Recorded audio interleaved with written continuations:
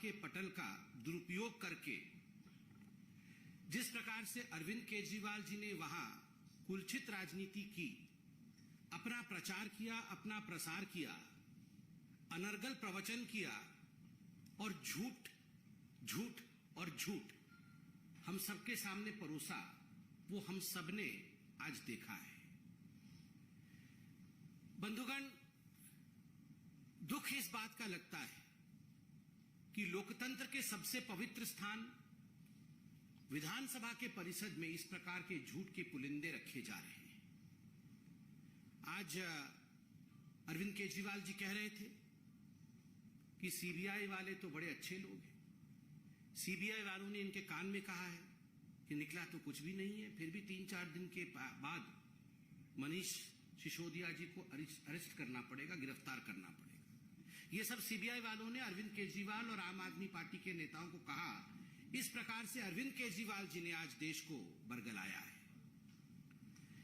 अगर सही मायने में कहा जाए तो ये अरविंद केजरीवाल जी की आम आदमी पार्टी का जो ड्रामा चल रहा है, this is nothing but operation theatrics, operation drama.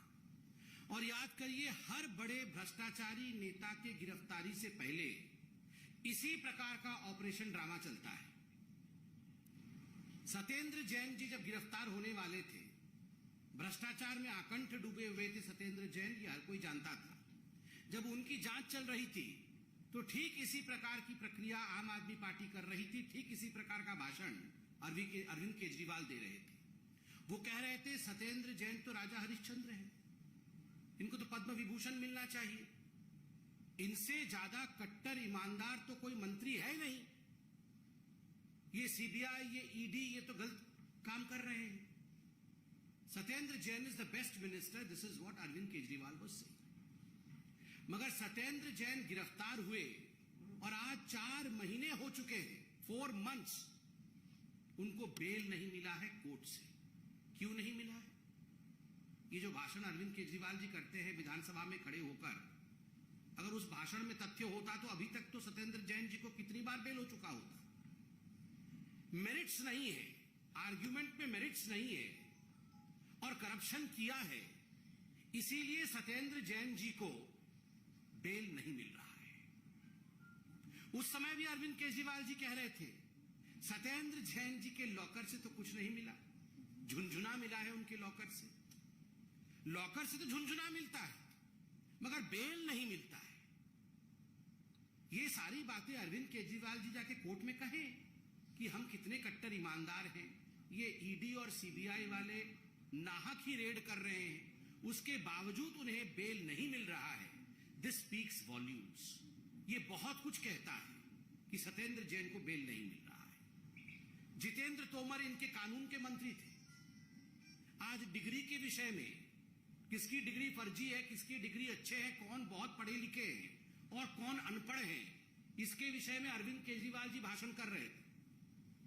जब जितेंद्र तोमर जी गिरफ्तार होने वाले थे, उनके डिग्री को लेकर संशय चल रहा था, तो इसी प्रकार से भाषण सदन में खड़े होकर अरविंद केजरीवाल जी ने कहा था कि पूरे विश्व में सबसे अधिक कोई पढ़ा लिखा है तो वो जितेंद्र तोमर है। ये तो भाजपा वाले जितेंद्र तोमर को और उसकी डिग्री को लेकर अनर्गल बातें कर रहे हैं और जितेंद्र तोमर को फंसाने की कोशिश कर रहे हैं। हम तो ऐसे हैं जी, हम तो वैसे हैं जी। उसके बाद जितेंद्र तोमर की गिरफ्तारी हो गई, उनकी डिग्री फर्जी पाई गई। बिहार में भी जाकर पुलिस ने जांच पड़ताल किया, degree was fake. Jitendra Tomar दोबारा मंत्री नहीं बने, मंत्रिमंडल से निकाल दिए गए। संदीप कुमार इनका एक और मंत्री था। वो किस प्रकार से आज अरविंद केजरीवाल नारी सम्मान के विषय में प्रवचन कर रहे थे और ये संदीप कुमार राशन मंत्री किस प्रकार से नारी सम्मान करते हुए रंगे हाथ पकड़े गए थे, ये हम सब ने वीडियो और स्टिंग ऑपरेशन के माध्यम से देखे थे। उस समय भी इसी प्रकार का भाषण इनके नेता कर रहे थे और आज संदीप कुमार जी को बर्खास्त किया गया है क्योंकि जो आरोप हमने लगाए थे उसमें मेरिट्स थे, उसमें दम था और जो बचाव अरविंद केजरीवाल जी और आम आदमी पार्टी कर रही थी उसमें कोई दम नहीं था। असीम अहमद खान इनके एक और मंत्री थे, वह भी बर्खास्त हुए, भ्रष्टाचार के आरोप में बर्खास्त हुए। वो रंगे हाथ भ्रष्टाचार करते हुए पकड़े गए थे। पंजाब में सरकार बने हुए 10 दिन नहीं हुए थे, 10 दिन के अंदर इनको अपने स्वास्थ्य मंत्री को बर्खास्त करना पड़ा। अरविंद केजरीवाल जी आज क्या कह रहे थे? वो कह रहे थे कि 3000-4000 वर्ष का मानव इतिहास है, 3000-4000 वर्ष के पूरे विश्व के मानव इतिहास में सबसे ज्यादा प्रताड़ना आम आदमी पार्टी पे हुई है। अरविंद जी गलत। 3000-4000 वर्ष की ये जो मानव इतिहास है, उस मानव इतिहास में सबसे बड़ी यूटर्न पलटू पार्टी कोई है तो ये अरविंद केजरीवाल जी आपकी पार्टी। कट्टर ईमानदार पार्टी बनेंगे ये कह के निकलने वाले चंद हफ्तों के अंदर किस प्रकार से कट्टर भ्रष्टाचारी बन गए, इसका अगर जीता जागता उदाहरण पूरे विश्व के 3-4 हजार वर्षों के मानव इतिहास में देखना है तो वो अरविंद केजरीवाल जी की आम आदमी पार्टी है। और तो और आप हमारी बातों पे विश्वास मत करिए।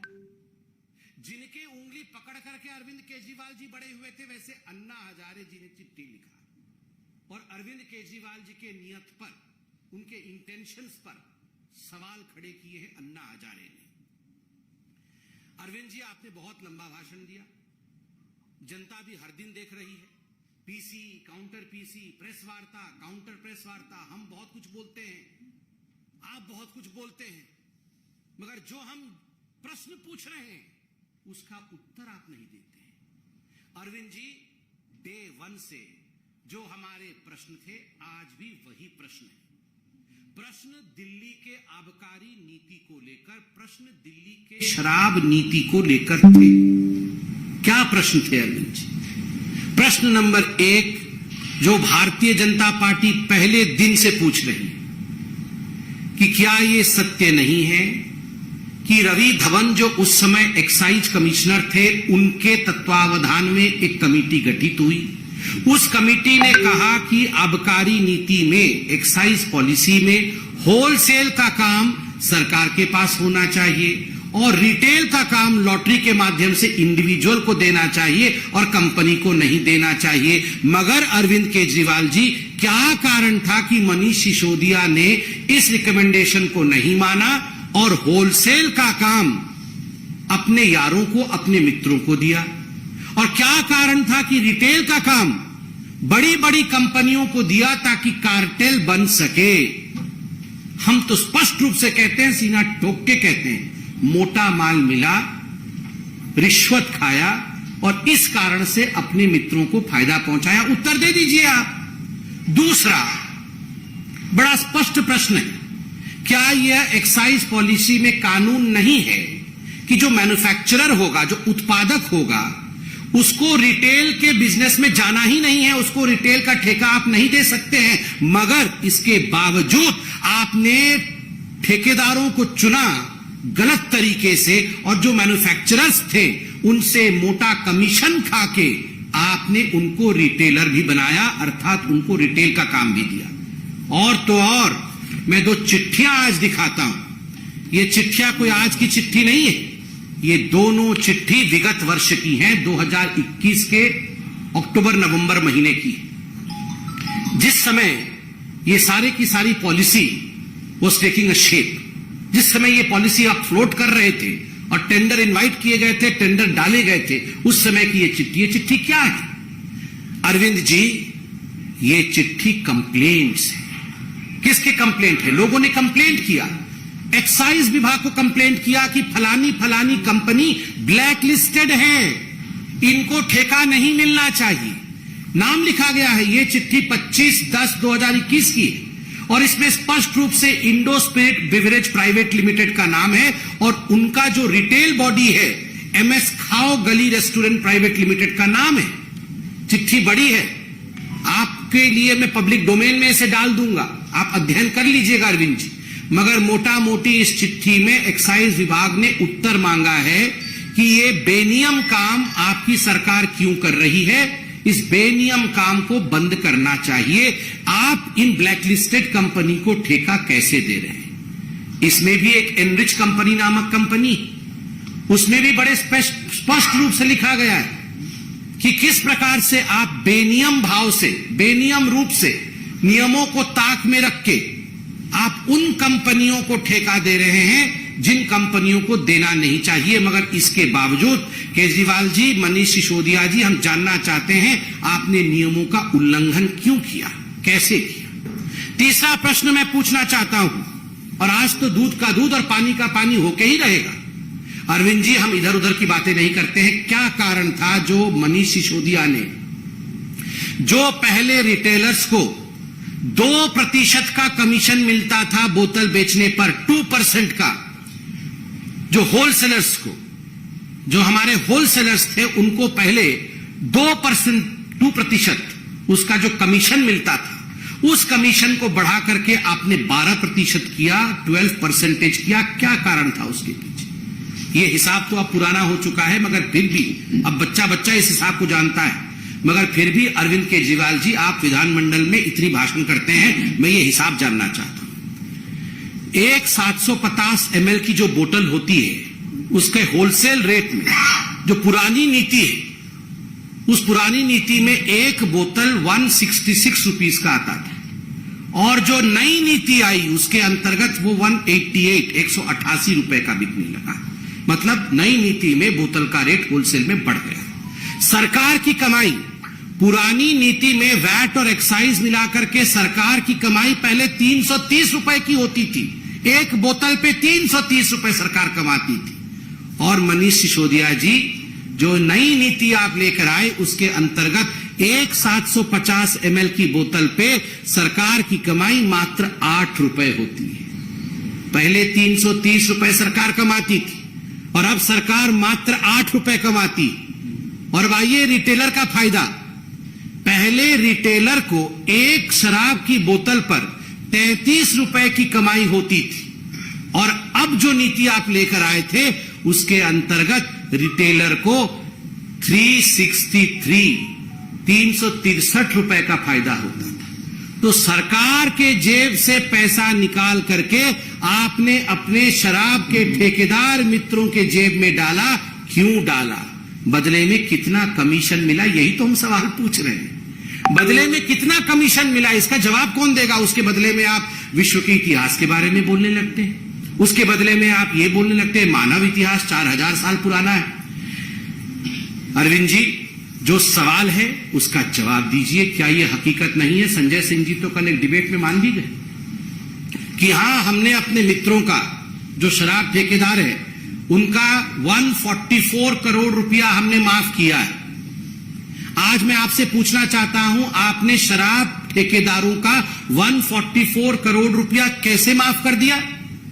उस समय कोरोना के चपेट में आए गरीब लोग जब माइग्रेट कर रहे थे, उनके टिकट के लिए आपके पास पैसे नहीं थे, उनके राशन के लिए आपके पास पैसे नहीं थे, आप उन्हें राशन मुहैया नहीं करा रहे थे। वो तो केंद्र सरकार का भला हो जो उन्होंने राशन दिया, मगर आप शराब ठेकेदारों का 144 करोड़ रुपया माफ कर रहे थे। और बंधुओं, सबसे पहली बार 4000 साल मानव का इतिहास है। आज अरविंद जी ने बताया 4000 साल मानव का इतिहास है। 4000 साल मानव के इतिहास में पहली बार ऐसा हुआ है, बोतल तो ज्यादा बिके हैं, पैसा कम आया है। पहले जितने बोतल बिकते थे उससे डबल बोतल बिक गए, मगर पैसा आधा आया। ऐसे कैसे हुआ?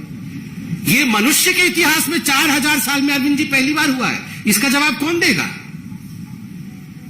इसका जवाब नहीं देंगे आप। जब हम एक्साइज पॉलिसी पे पूछे और बोल रहे थे कि अब जिस दिन मनीष सिसोदिया जी अरेस्ट होंगे, इनको सीबीआई वाले कान में बोल के गए थे अरेस्ट होने वाले, कि जिस दिन मनीष सिसोदिया जी अरेस्ट होंगे 3-4 दिन के अंदर, तो गुजरात में इनका वोट प्रतिशत बढ़ के 6% हो जाएगा। अभी 4% हो गया है। ये सब जो ड्रामा किया उन्होंने, 4% हो गया है, और 4-5 दिन जब अरेस्ट हो जाएंगे तो 6% हो जाएगा। अरविंद जी, आपका 6% वोट परसेंटेज बढ़ जाएगा, और आप इतना हंगामा क्यों काट रहे हैं? आपको तो खुद ही हथकड़ी लगा के भेज देना चाहिए कि जल्दी जल्दी अरेस्ट करो, हमारा वोट परसेंट बढ़ रहा है।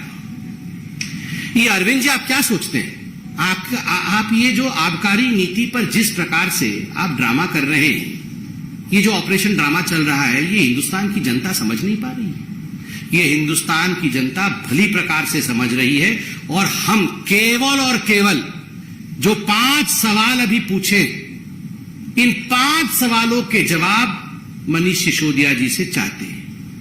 मनीष जी, आप इनका जवाब दे दीजिए जो 5 सवाल पूछे हैं कि आपने कमीशन के रिकमेंडेशन को ताक पे क्यों रखा, बोतल तो ज्यादा बिक्री हुई, पैसा क्यों कम आया, आपने ब्लैकलिस्टेड कंपनीज को क्यों ठेके दिए, आपने 2% से 12% कमीशन होलसेलर्स का क्यों बढ़ाया, और आपने अपने यारों का 144 करोड़ रुपया क्यों माफ किया। इन 5 प्रश्नों का जवाब दे दीजिए। और अरविंद केजरीवाल जी, आपके लिए तो एक ही प्रश्न हमने पूछा था, ये सब आप जानते थे और इसीलिए आपने फाइल पे साइन नहीं किए थे। बिना फाइल साइन किए आपने एलजी को भेजा था ताकि गाज आपके ऊपर ना गिरे, गाज मनीष सिसोदिया के ऊपर ही गिरे और आप अपना वोट प्रतिशत बढ़ाते रहे। इसलिए मनीष जी को आपने आगे कर दिया और आपने हस्ताक्षर नहीं किए, क्योंकि आप तो आईआईटी से है ना। आपने बोला आज आपको तो पता है कि कौन फंसने वाला है और कौन बचने वाला है।